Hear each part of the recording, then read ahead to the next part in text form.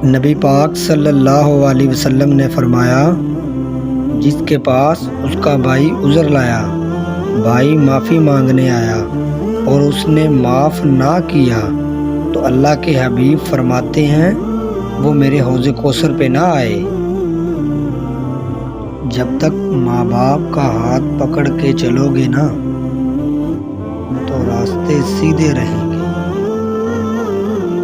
اور جس دن انگلی چھوڑ کے سڑک پر نکلنا پڑا تو سر چکرائے گا۔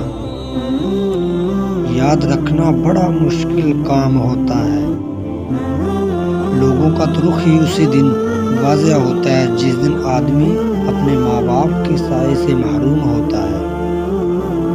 نبی کریم صلی اللہ علیہ وسلم نے فرمایا تیری اپنے دوست کے ساتھ سب سے بڑی خیانتی یہ ہے، سب سے بڑی بددیانتی تیری یہ ہے کہ تو اپنے دوست سے جھوٹ بول رہا ہو اور وہ یہ سمجھ کے تو سچ بول رہا ہے۔